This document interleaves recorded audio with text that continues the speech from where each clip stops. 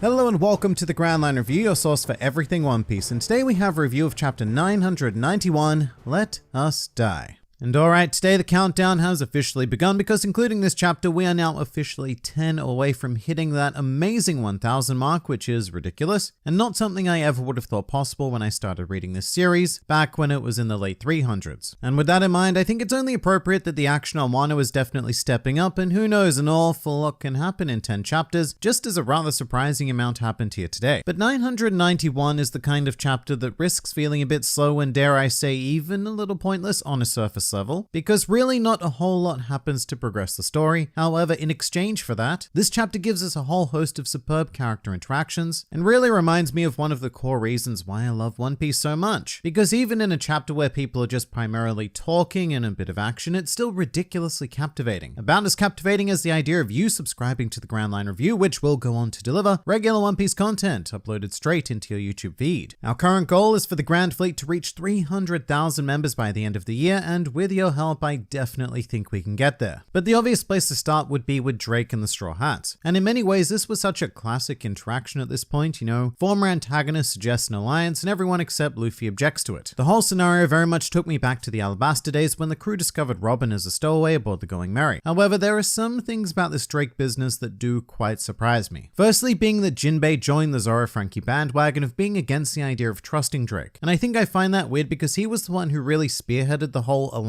with Capone Gang Beige, and as arguably the most wizened member of the Straw Hat Pirates, he should be the first to see great value in a member of the worst generation defecting to their side for whatever reason that is. I mean, yes, it is a very different situation because Jinbei was aware of Beige's plot, whereas here there is a very specific point being made about Drake still being quite unwilling to reveal the full truth. Still, you might think that Jinbei would be more or less used to Luffy's tendencies by now, although I suppose you could say the same for the rest of the crew. In fact, that does bring up the greatest strength of Jinbei's reaction though, because he really did feel like part of the crew during this scene. And it was good to have a moment like this because I don't predict many chances for crew comedy going forward with this whole climax. Now, Zoro's reaction is a bit more understandable because he's a pretty simple guy. Enemy equals enemy. Enemy does not equal ally. And it was really cool seeing him leap straight into combat with Drake because as small of a skirmish as this was, I always appreciate members of the worst generation facing off against each other. And at the same time, Zoro and Drake then go on to make quite a nice pair as well later on in the chapter when they both suddenly lash out at Scratchman Apu. And with that, I'm wondering if we're starting to properly divide up for some fights during this chapter because there's a couple of other examples, but Zoro and Drake's situation ends with the two of them being assaulted by Queen. And I really don't mind the idea of a Drake and Zoro versus Queen scenario. And maybe meanwhile Sanji has a different team up to take on King, which, let's be real, at this point Sanji is probably much better positioned to do. With the raid suit and skywalk, Sanji is just much better able to handle King's flight. But back to Drake, I also think it's quite interesting that Luffy treats this situation very differently. I mean, I say differently, this is actually what I kind of expect of Luffy, but it makes it all the more surprising that he treated Yamato with such hostility, especially considering it was under almost the exact same conditions. Yamato, just like Drake, was an unknown and likely enemy popping out of nowhere who dealt with Luffy's opponent and then offered to join forces. But with Drake, he accepts that offer immediately, and with Yamato, he's much more irritable and unwilling to listen even for a second. And initially I thought that, well, that might just be because Luffy was in a hurry to maybe save Momonosuke from being executed, but he actually didn't even know that any of that was happening until much later. And I don't know, it's just an interesting little difference between Luffy happening there. Skipping to some great comedy of the chapter though, we have a pretty fantastic quartet forming here, with Usopp, Nami, Ulti, and Page 1. There was a lot of cool things that happened in chapter 991, but I think that my favorite moment was when Usopp was pretending to be Nami, and we just have this fantastic shot of her just completely deadpan, allegedly saying all of these inflammatory things to Ulti. It's such a wonderfully Usopp move, and then it's even accompanied by some very classic Nami with her talking smack whilst running away. And this is the second scene in the chapter where it feels like we might be forming proper matchups. In this case, Usopp and Nami versus Ulti and Page 1. And I do think that is a surprisingly fun idea. Firstly, because Nami and Usopp are such a unique team within the crew. To my knowledge, we've only really seen them work together once on Punk Hazard against Buffalo and Baby 5, although I would never go so far as to call that, you know, a fight. But they are an intriguing pair because obviously neither of them is capable of raw strength, yet both of them have access to some pretty pretty fearsome strategic prowess, some of which is on display in this very chapter with Usopp's attack, and I honestly thought that was one of Brook's soul techniques at first, but no, it was an Usopp special, and it was fairly effective against Page 1. Meanwhile, Nami's clam attack has always been one of the most overpowered weapons in the series when used under the right conditions, and I'm very keen for the potential to see her use it in, an actual fight. And I don't know if I should be getting my hopes up very much in that respect, because the worst case scenario I can think of at this stage is for Usopp and Nami to briefly engage in a fight, realize how completely outclassed they are, and then have to be saved by someone else. Sort of like Usopp's very awkward situation against Jabba at Enies Lobby. But if we are indeed going down this path, I would much rather see Usopp and Nami come out on top against Ulti and Page 1, and I don't think that's out of the question either. I mean, yes, they are undoubtedly the two weakest members of the crew, but they are also the two smartest. As comically cowardly as they are, their minds are incredibly sharp, and they happen to be up against, what looks like two of the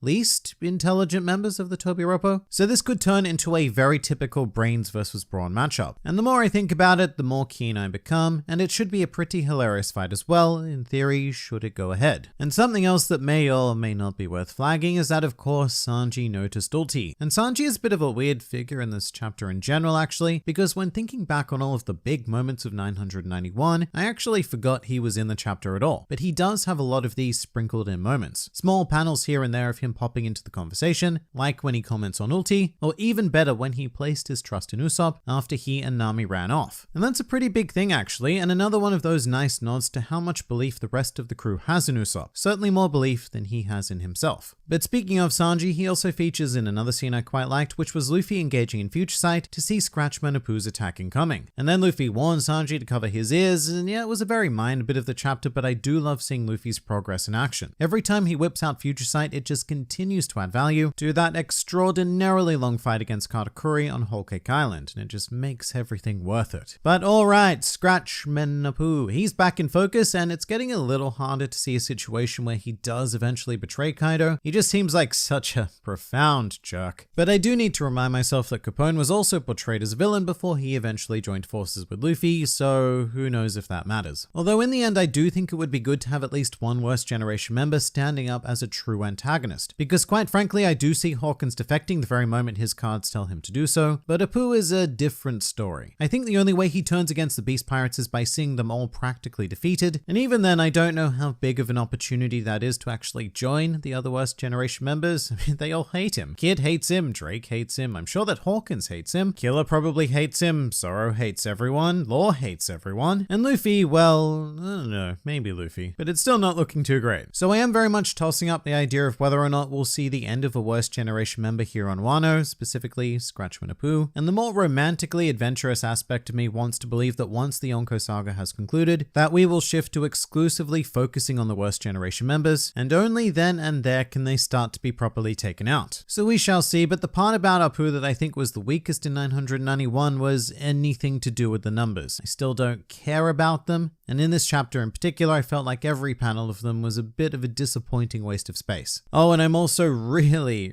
hoping that Hacha is not going to be the center stage conflict for either Frankie or Jinbei. Both of them definitely deserve better than dealing with a giant bowl cut. However, just like with Nami and Usopp and Zoro and Drake, it would seem that Frankie and Jinbei might be being set up to face off against Hacha. Heading outside into the moonlit snow though, the strongest and most fascinating material of this chapter definitely happened within these last few pages. And there's three very key things here. The first of which is obviously that we finally have the Sulong forms of Inuarashi and Nekomamushi revealed, and they do look pretty boss. They're quite similar to how the other minks are in terms of design, which is not so much a point in their favor, but I do love how they are drawn in this panel. It's just a really good example of how to use super basic features to structure an image. With the light of the moon around them, their fur has this nice white glow around it, which allows the rest of them to be cast in a degree of shadow, which very much adds to their intimidation factor, rather than being classically One Piece bright. Also, really easy golden ratio use happening with Nekomamushi filling 2/3 of the frame, and Inuarashi inhabiting 1/3. It's It's very, very simple, but ever so important. I guarantee you that if Nekomamushi and Inuarashi each had half of the frame, then this glorious picture would look like utter amateur garbage. More to talk about though, because very surprisingly, at least to me, and it shouldn't be, Jack has been defeated. And no, in retrospect, it shouldn't be surprising for many, many reasons. The first of which was that he was unable to overcome the base forms of Nekomamushi and Inuarashi on Zou. The second of which being that Jack got pretty manhandled by Ashura Doji much earlier on. And thirdly, because he was very clearly struggling in the last chapter before Nekomamushi and Inuarashi had even stepped in. I guess it just came as kind of sudden and another example of Oda electing to show minimal action to convey a point or a bit of story. And I do definitely quite like it. However, I do wonder if people are going to complain about this being another, off-screen battle, because that tends to happen with things like this. But actually, you know what? You want to know something sickening? I actually feel kind of sorry for Jack. There's just something so pathetic about that panel seeing his mammoth form on its side with Daddy Kaido coming in to defend him, and he's just so teeny tiny in comparison, like a toy elephant being bullied by a street gang. And I know I shouldn't feel sorry for Jack, he's one of the most horrendous figures in One Piece, and that's saying something, but there was also something, I don't know if empathetic is the right word, but something empathetic about Kaido stepping in to protect his crewmate, which is not something I would have necessarily anticipated him doing, especially with the Beast Pirates policy of strength trumping everything. So it's not the first sign of something deeper with Kaido. I think he's had some very nice Noble-esque moments before, particularly showing disgust and disapproval to the actions of Orochi, and he seems to perhaps be very slowly unraveling into a more empathetic figure, which is what we really need from our main antagonist in one way or another. And the third thing to note about this section is the ending, absolutely underrated ending here, where we see Kinemon launching towards Kaido in full force and slicing through not only his attack, but also Kaido himself. I love it. And this whole section is very evocative of the conflict between Oden and Kaido, only instead of one man, it's an entire legion of vassals who together present the same level of power and more importantly will that Oden did. Which means that Kaido may actually be in a bit of trouble here because he wasn't exactly able to overcome Oden without the interference of an old hag lady thing. At least that's how I think this chapter is meant to make us feel. Kaido is on the ropes and these samurai are far more powerful and prepared than we ever could have imagined. And part of me really wants to see a resolution where it's just the vassals that take down Kaido, but I think we all know that's not quite where this is leading. There's just been too many hints about Zoro wanting to take on Kaido, unfinished business between Yamato and Kaido, and of course Luffy is the most important of all, as the designated Kaido crusher. But as much as certain tragedy is incoming, this is easily my favorite Kinemon moment of his probably entire existence in the series. And I am incredibly pumped to see the rest of the vassals kick into gear soon, which might be next week because there's no break. Fantastic. The countdown to chapter 1000 will continue smoothly. But that pretty much does it for chapter 991. And what do you guys think? Please do leave your thoughts in the comments below or even join my Discord server. And if you'd like to see more videos like this, then please do go and check out some of my other content or even subscribe to the channel for more glorious One Piece business uploaded straight into your YouTube feeds. But for now, this has been the Grand Line Review, and I'll see you next time.